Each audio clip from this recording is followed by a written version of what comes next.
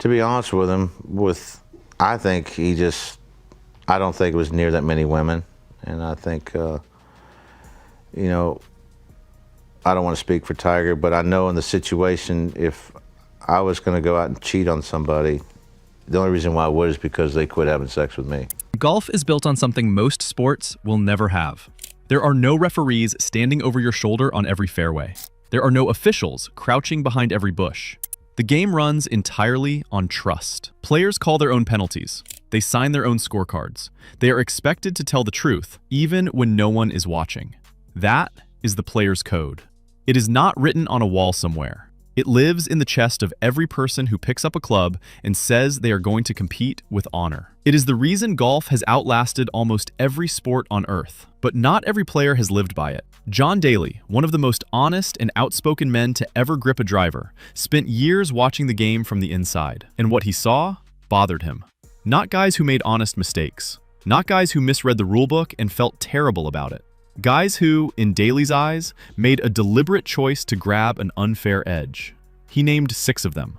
6 players he believes broke the code. And the stories he tells will make you look at some of golf's biggest legends in a very different light. Before we get into it, if this kind of raw, unfiltered golf drama fires you up, hit the hype feature on this video right now and give it some hype.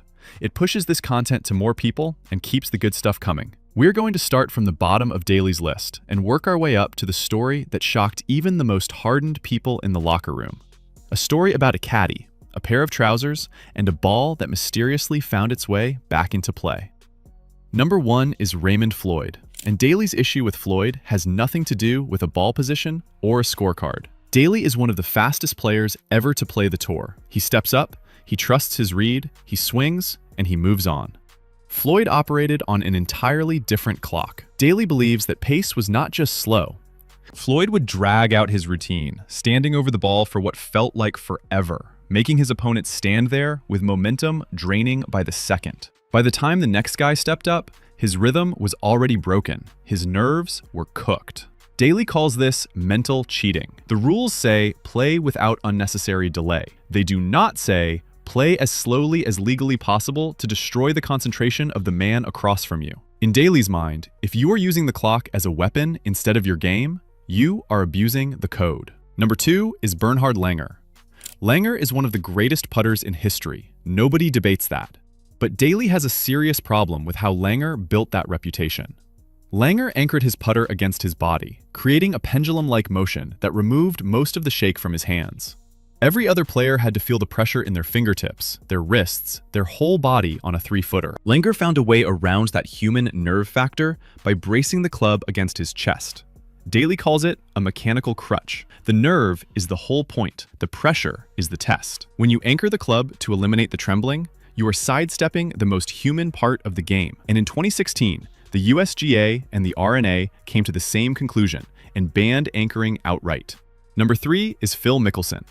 This one is complicated because Mickelson did not break a written rule, not one. In 2010, he showed up with pre-1990 Ping I2 wedges that still had square grooves. Those wedges were protected under a 1990 legal settlement, even though newer rules were pushing players toward groove shapes that produced less spin. Phil was completely within the law. His lawyers confirmed it. But Daly's point cuts straight through the legal argument.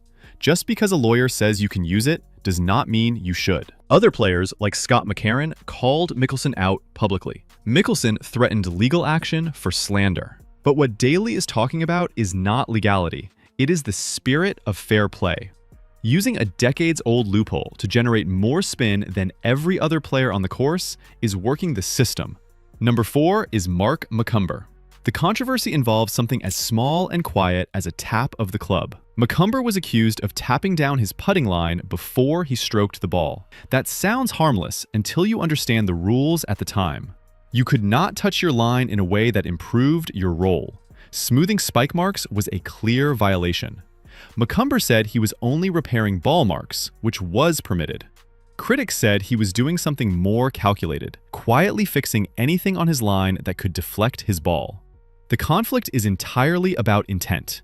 If you are repairing what you are allowed to repair, that is fine. But if you are systematically cleaning your line, hole after hole, you are improving your advantage beyond what the rules allow. Daly reads it as a pattern, not a single mistake. Number 5 is Vijay Singh. This one did not happen under the brightest lights. It happened early in Singh's career at the Indonesian Open on the Asian Tour. The accusation is that Singh altered a scorecard to lower his total and make the cut. He was disqualified and suspended, and the story followed him for the rest of his career. Daly treats the scorecard as sacred. It is the official record of what you did on that course. Signing it is your word as a competitor. The pencil, in Daly's view, is the most dangerous club in the bag because it can shave a stroke without hitting a single shot. Singh went on to build one of the greatest careers in professional golf. But the shadow of that early incident never fully left him. And now, number 6, the name at the top of Daly's list, Gary Player. This is the story that has lived in locker rooms for decades. Whispered between caddies, repeated at tour dinners, never quite dying. The accusation centers on a ball that went missing and was then, somehow, found. Daly repeats a story that Player's caddy rolled a ball down his trouser leg, allowing Player to continue without taking the penalty strokes that come with a lost ball. There is also the 1983 Skins game, where Tom Watson publicly accused Player of illegally removing a weed near his ball. Watson's anger was visible and direct. Player denied everything. But the story never died because too many people in the game kept telling it. In Daly's view, Player spent a career projecting a polished image while quietly finding edges when no one was looking closely enough. All 6 names connect through one idea Daly calls radical transparency. He is not just listing rule violations, he is mapping different kinds of dishonesty. Floyd used the clock. Langer used a crutch. Mickelson used a lawyer. McCumber used a quiet tap. Singh used a pencil. Player used a trouser leg. Each one attacked a different part of what makes golf honest. Daly knows he is not perfect. His record includes suspensions and fines. He owns that. But he draws a clear line between personal chaos and competitive dishonesty. His personal troubles mostly hurt himself. Competitive sins hurt the game, and every honest player who stood on that same fairway and played it straight. Golf survives because players choose to protect it. The code is only as strong as the people who honor it. And the game only works when enough players decide that winning the honest way is the only kind of winning that counts. If you made it this far, drop a like, subscribe, and tell us in the comments which of these 6 surprised you the most. The Patrick Reed situation that, that a lot of folks were talking about, and people accusing him of cheating and trying to change his life. What are your thoughts on that? Was he cheating? Yeah. I think, yeah. I don't know what he was doing, playing, building sandcastles in the sand. Golf has always told the world it is different. In football, there are referees. In tennis, there are line judges. In basketball, officials patrol the court with whistles around their necks. But in golf, you are the official. You call your own penalties. You report your own mistakes. You walk up to the scorer's table at the end of every round, you pick up a pen, and you sign your name to a number that you are swearing is the truth. That is the entire foundation this sport was built on. Trust. Self-policing. The honor code that separates golf from everything else. It is called the gentleman's game for a reason. For most of the sport's history, that system worked. Players had too much pride to break it, too much respect for the game to cheat. The reputation of the sport was considered more important than any one result, any one paycheck, any one trophy. That was the deal. But someone here violated that deal in the most visible and documented way the game has ever seen. And when PGA legends were asked to name him, the answers were not quiet and they were not kind. He is, according to analysts and fellow competitors alike, the biggest cheater this sport has produced in the modern era. If you are already feeling where this is going, hit the hype button on this video and hype it up, because this story gets far messier before it gets anywhere close to better. The reason this conversation is possible today is that golf has changed in ways the old guard never anticipated. The cameras changed everything. In the era of Seve Ballesteros and Raymond Floyd, what happened on the course often stayed on the course. A player's word was final. There was no slow-motion replay,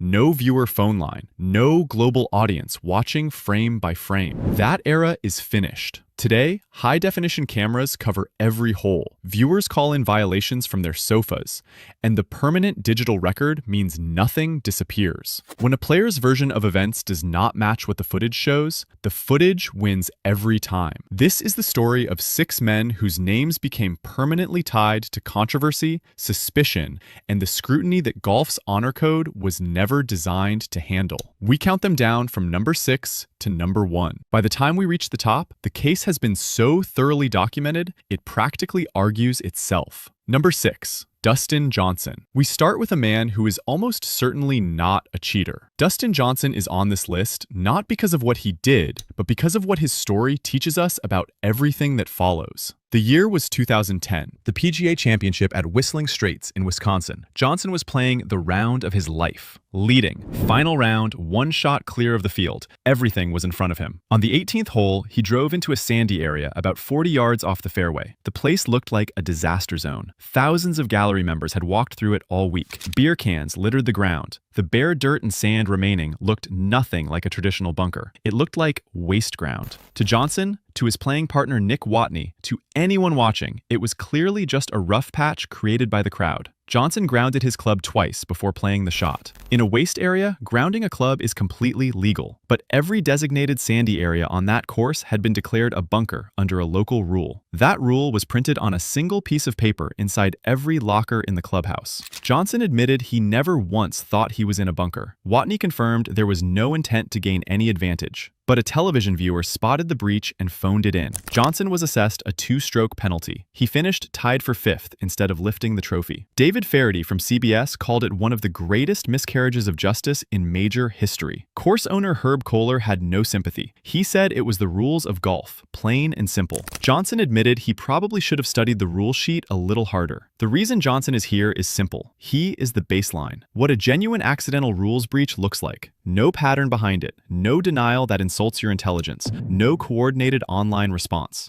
Just a man who did not know a rule and paid a devastating price. Keep that image in your mind because every name that follows is a fundamentally different kind of story. Number 5. Raymond Floyd. Raymond Floyd came from a different world of golf. He was a money game player from the 1960s when the sharpest golfers in America competed not for trophies, but for cash on the spot. Head-to-head matches with heavy side bets where every mental edge and competitive trick was considered part of the game. Floyd drove to those matches in a white Cadillac. He had an intimidating presence that made younger players reconsider their decisions before they finished taking the club back. Lee Trevino experienced that firsthand. Long before Trevino became one of the most beloved figures in the history of the game, he played Floyd as a bag boy out of El Paso, Texas. That match is remembered as a legendary duel, with Floyd narrowly defeating the scruffy young caddy who would one day become a Hall of Famer. But Trevino would not stay complimentary about Floyd forever. He became one of the most prominent voices accusing Floyd of a habit that had no place in professional competition. Trevino said Floyd improved his lie, not once, repeatedly. Using his status as one of the best players in the world, Floyd allegedly manipulated the grass around his ball, or took questionable drops when officials were not positioned to challenge him. Younger players did not push back. His reputation alone functioned as protection. This reflected a broader culture of that era. Top-tier players operated with territorial dominance on the course. Their word was rarely questioned, because questioning it came with consequences. What Floyd appeared to carry from the hustle circuit into the professional tour was the winning is everything mentality of the gambling game. In the 1960s, that had a certain rough charm. Under today's standards, it looks considerably darker. Number 4. Seve Ballesteros. Seve Ballesteros was the greatest escapologist professional golf has ever produced. He could manufacture birdies from places where other players could not make par. He played from car parks, from pine straw, from deep rough that would have broken the spirit of most professionals. His creativity and his absolute refusal to be beaten made him the most electrifying player of his generation and the heartbeat of European golf for 2 decades. But his opponents had a different word for some of what he brought to competition: gamesmanship. The accusations built across years, improving his lie in thick rough before total television coverage made every blade of grass visible. His caddies were said to be suspiciously talented at finding his ball in positions that suited him a little too conveniently. Tactical coughing at the wrong moment. Coins rattling in pockets during a rival's backswing. Actions impossible to prove in isolation, but that accumulated into a pattern his rivals could not forget. The defining chapter of this reputation is the 1991 Ryder Cup, known forever as the War on the Shore. Paul Azinger and Chip Beck were Ballesteros' opponents in the foursomes. During the match, Ballesteros noticed that the American pair had switched the compression of their ball between holes, a technical breach of the one-ball rule. He called it out immediately. Azinger insisted it was an honest mistake. No formal penalty was applied, but the confrontation left damage that spread far beyond a rule-book technicality. Ballesteros later delivered one of the most pointed lines in Ryder Cup history. He said the American team was made up of 11 nice guys and Paul Azinger. Azinger responded in kind. He called Ballesteros the king of gamesmanship and accused him of coughing deliberately during Beck's backswing to rattle the Americans. Players like Nick Faldo and Mark Calcavecchia described someone arrogant by the standards of the gentlemanly game, a competitor who did not just play the course, but occupied the entire psychological space around him and dared anyone to challenge him. Number 3, Tiger Woods. No athlete in the history of professional golf has been placed under a more powerful microscope than Tiger Woods. Every swing documented, every reaction studied,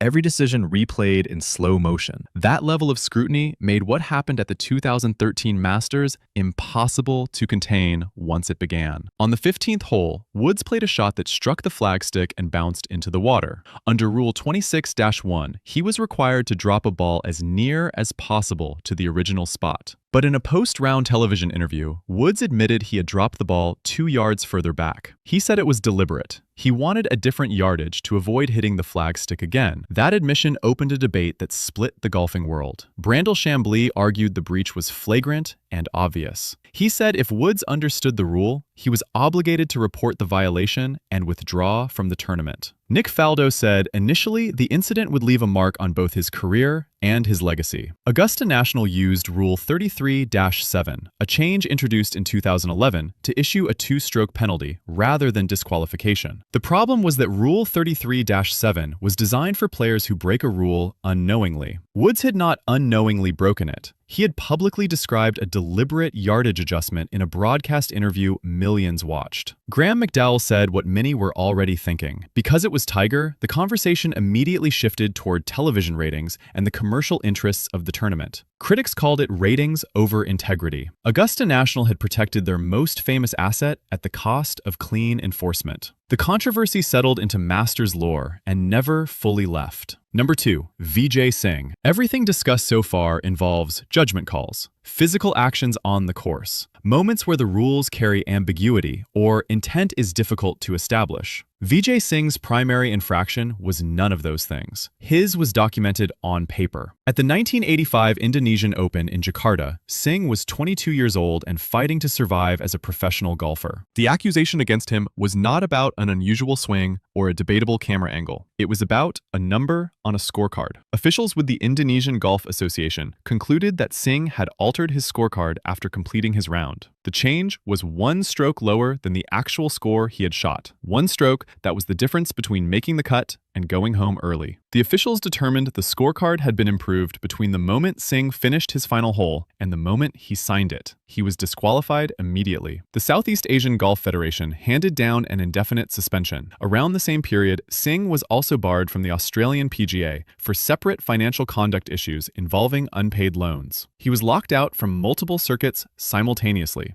Singh's explanation has remained consistent across decades. He has always maintained it was a misunderstanding involving the amateur marker who was keeping his score, a miscommunication. But Sports Illustrated journalist John Garrity investigated the incident years later and interviewed officials and competitors who had been there. Canadian professional Jim Rutledge stated uncategorically that the alteration was intentional. Not a mistake, not confusion, intentional. Singh served his time. He spent 2 years in Borneo working as a club professional at a remote resort, grinding through isolation that he later said rebuilt his entire approach to the game. When he returned to competition, he was a transformed player.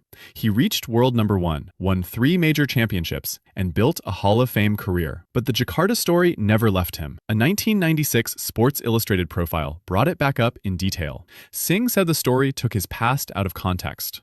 In golf, altering a scorecard sits at the very top of the list of violations. It is not a gray area. It is not gamesmanship. It is fraud against every other player in the field. Singh's talent was extraordinary and completely genuine, but the asterisk that followed him was equally real. Number 1, Patrick Reed. Here is where the gray areas end completely. Patrick Reed is, in the judgment of his peers, his analysts, in the permanent video record, the modern villain archetype of professional golf. That is not an emotional conclusion. It is a documented one. Start with the most recent flashpoint because it is the most revealing about character. The 2021 Farmers Insurance Open at Torrey Pines, 3rd round, 10th hole. Reed hit a shot into the rough and was told by a volunteer that the ball had not bounced. He treated the ball as embedded and lifted it before a rules official arrived. Brandel Chambly stated that action violated the unwritten code of the game. PGA Tour officials reviewed the situation and cleared Reed, describing his conduct as textbook based on the information provided to him. Then, the situation took a strange turn. A social media account calling itself Golf Facts appeared and began posting detailed defenses of Reed's actions. Fans noticed the account was publishing these defenses minutes before Reed's official account posted nearly identical language. Someone connected to Reed appeared to be running a separate account to shape public perception before Reed had officially responded. The perception of a coordinated burner account added a layer of calculated dishonesty that lingered long after the original rules question had been resolved. But that was not the beginning of this story. The beginning was 2019, the Hero World Challenge in the Bahamas. During the 3rd round, high-definition cameras captured Reed in a waste bunker doing something that required no interpretation. He brushed sand away from behind his ball, not once, twice. Both times during his backswing. Both times a direct and clear improvement of his lie. He was assessed a 2-stroke penalty. His explanation was that a bad camera angle had misrepresented what occurred and that he had not intentionally improved the lie. Brandel Chambly responded with language that golf media quoted for months. He called the video repugnant to anybody in the world of golf. He said defending what Reed had done was defending cheating and defending breaking the rules. He compared Reed to Richard Nixon and the famous declaration that he was not a crook. The parallel was about a man whose public statements and the objective evidence existed in completely separate realities. Cameron Smith did not reach for metaphors. He used the word cheating directly and without qualification. Reed's response was to say the whole situation was turning personal. A player with documented video evidence stacked against him reframed the criticism as a personal attack, rather than an accurate description of what the footage showed. The pattern goes further back than 2019. At the 2018 Ryder Cup, friction inside the team room was reported openly. The sentiment among teammates that Reed had been stabbing people in the back circulated in a way that could not be contained. Chambly described Reed's ego as being as big as Jupiter. His core observation was that Reed's refusal to show any contrition after the Hero World Challenge placed teammates in an impossible position. They could either publicly defend a player caught on camera improving his lie, or distance themselves from him. That forced choice corroded team trust in ways that no 2-stroke penalty could address. The biggest cheater label in professional golf is not assigned lightly. This sport carries a long memory and a very short tolerance for dishonesty. Across all 6 names on this countdown, what separates Reed at the very top is not one single incident. It is the accumulation, the pattern running from 2018 through 2019 through 2021, the denials that do not survive contact with the video, the social media operation built to manage a narrative, the teammates who stopped standing behind him, the analysts who ran out of charitable explanations and said so publicly. Golf remains a sport that demands integrity from the inside out. Players still call penalties on themselves. The rules are tightened and updated continuously. The surveillance effect has ended the era of the gentleman's agreement and replaced it with something more honest, even if considerably more brutal. That is genuinely a good thing.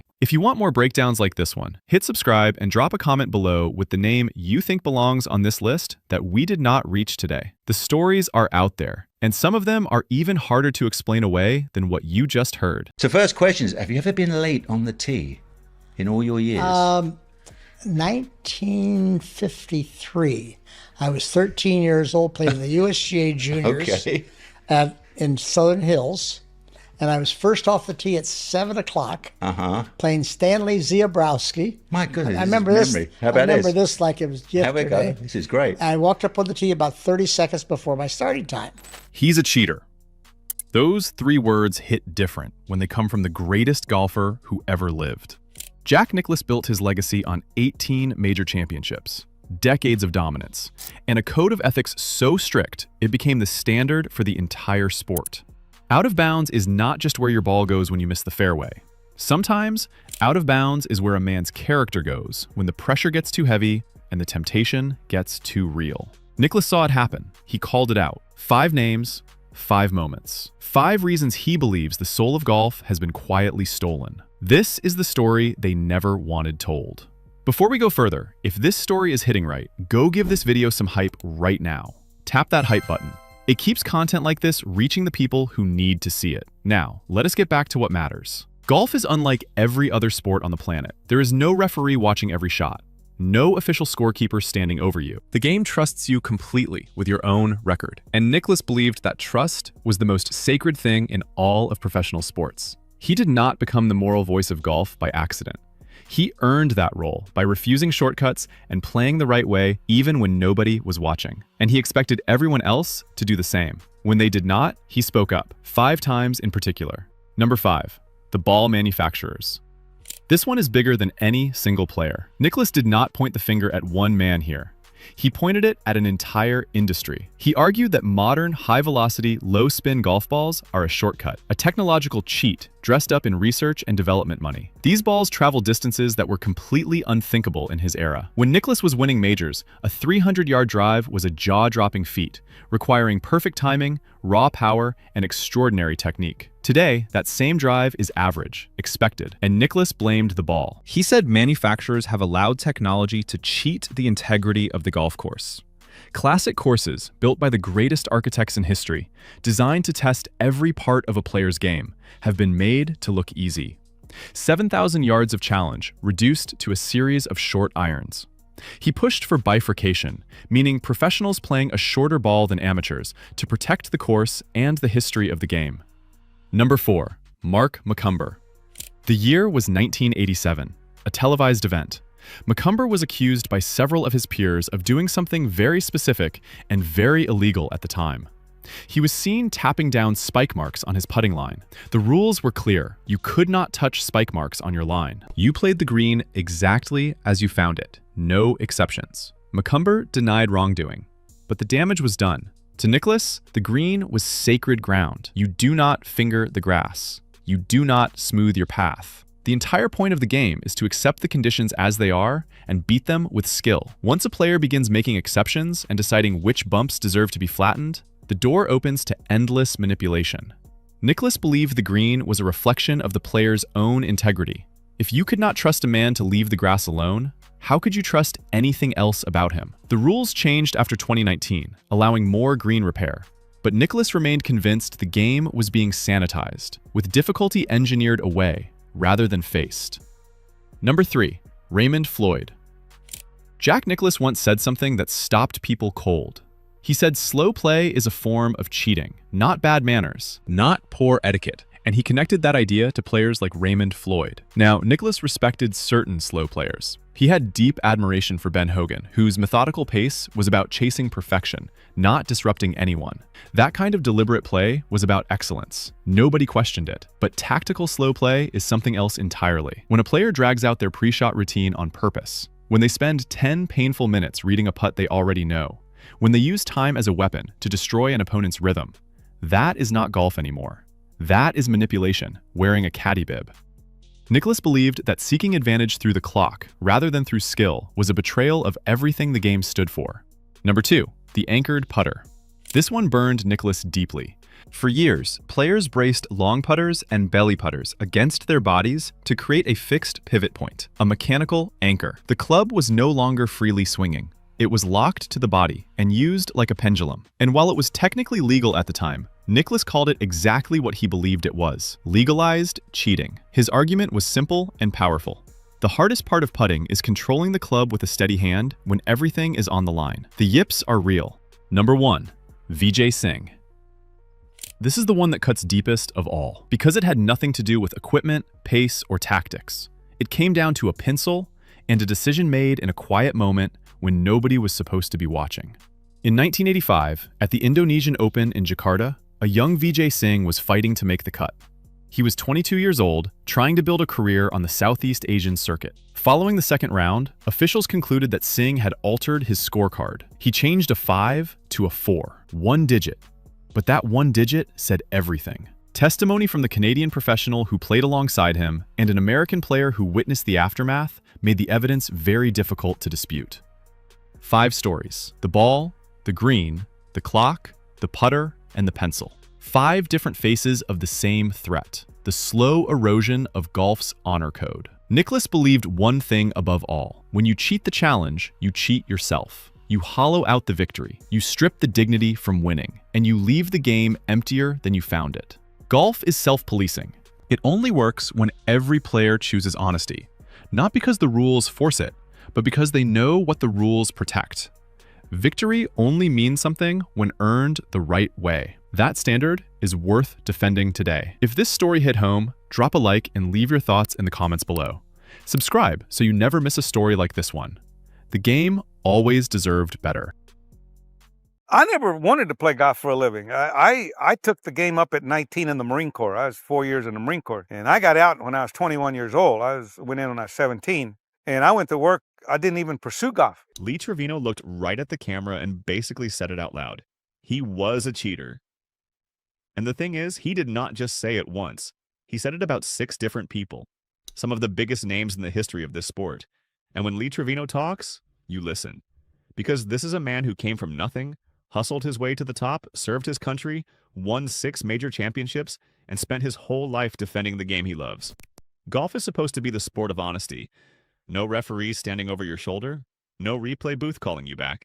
Just you, the ball, and your own conscience. Trevino built his entire life on that idea, so when he starts calling people cheaters, you better believe there is a real reason behind it. Today we are going to break down all 6. What Trevino said, what he meant, and why some of these names are going to genuinely surprise you. And before we go any further, if you love golf stories that get real and get honest, tap the hype feature and give this video some hype right now, so more golfers get to hear this. Now, the order we are going to go in might surprise you too. We are starting at the end of the list and working our way back, so let us get into it. Number 6, the El Paso Hustlers. Before Lee Trevino ever set foot on a PGA Tour event, before the trophies and the TV cameras and the major championships, last time he was a young kid on the rough edges of El Paso, Texas. And in that world, cheating was not just something people talked about, it was a skill. It had a name. They called it sandbagging, and the men who practiced it were some of the most creative and ruthless competitors Trevino ever faced. These were the El Paso Hustlers, regular guys playing high-stakes money matches out in the Texas heat. And the way they won was not by being the best golfer, it was by pretending they were not. They would hide how good they really were. They would keep their scores just bad enough to keep the bet alive, keep the other guy interested, and then flip the switch when the money was on the line. Trevino has talked about playing with men who would deliberately hit the ball into the woods. On purpose, not because they missed, because they wanted to keep the bet going and stay just close enough to steal it at the end. That is sandbagging in its purest form. You are not breaking the rules of golf exactly, but you are absolutely deceiving the person standing across from you. You are stealing from them with a smile on your face and a bad swing you invented on the spot. Now here's the thing about Trevino in this chapter of his life. He does not pretend he was above it all. He was in that world. He understood it. He saw the lure of the shortcut from the inside. Characters like Hardy Loudermilk, a Texas Golf Hall of Fame member, were part of that scene. Early matches with figures like Raymond Floyd happened in environments where the bet often mattered more than the rules. But Trevino always drew a hard line. What happened in those El Paso money matches stayed in that world. The moment he stepped onto the PGA Tour, the rules were the rules. Period. Full stop. He credits his time in the Marine Corps as the turning point. He has called it the greatest thing that ever happened to him. The Marine Corps gave him structure, discipline, and an absolute respect for order that the streets of El Paso never could. He left the service as a corporal and carried that standard onto every fairway he ever walked. There is also the hubcap story. At 16 years old, Trevino was caught by a motorcycle cop with stolen hubcaps. He was forced to return them and apologize. He called that apology the hardest thing he ever had to do in his life. That moment, combined with his time in the Marines, became the foundation of everything he believes about integrity. He knows the shortcut is tempting. He felt it himself. And that is exactly why he has zero patience for it when he sees it on a golf course where the whole world is watching. Number 5, Gary Player. If the El Paso Hustlers represent cheating in the shadows, Gary Player represents something trickier. Cheating in plain sight, with a crowd watching, with legends standing right next to him. Gary Player is one of the greatest golfers who ever lived, a true global icon. Part of the famous Big Three alongside Arnold Palmer and Jack Nicklaus, Nicklaus, 9 major championships, a career spanning decades. The man is a legend in every sense of the word. And yet, there were whispers, there were accusations, and one of them turned into a very loud, very public confrontation. It happened at the 1983 Skins game at Desert Highlands. High stakes, televised golf with real money on the line. Tom Watson, one of the most respected and straight-laced players in the history of the sport, accused player of cheating by moving a leaf or patting down a root behind his ball. That move, if done intentionally to improve the lie, is a clear breach of the rules. Watson did not whisper about it. He said it directly to player's face. His words were sharp and tired all at once. He told player that he could not do that he was accusing him, and that he was tired of it. That is not a complaint. That is a confrontation from someone who had seen enough. Player pushed back hard. He said he would donate $1 million to charity if anyone could find video proof. But the damage was already done. Trust, once it is questioned out loud in front of cameras and fans, does not just bounce back. The incident left a mark on the event and on the relationship between two legends. There were other whispers too. Rumors from the 1974 Open Championship that player's caddy may have dropped a ball to avoid a lost ball penalty. Player denied it. But Trevino's point has never really been about any single incident. His point is about the culture. When players start to see the rules as something to be navigated rather than followed, the whole sport starts to shift. And once a legend's name gets attached to that shift, it never quite detaches. The Leaf incident was not just about a stroke. It was about the psychological pressure of high-stakes golf and what some players are willing to do when that pressure gets intense enough. Number 4, Patrick Reed. Now we move from the golden era into the modern game. And if Gary Player represents gamesmanship with a layer of deniability,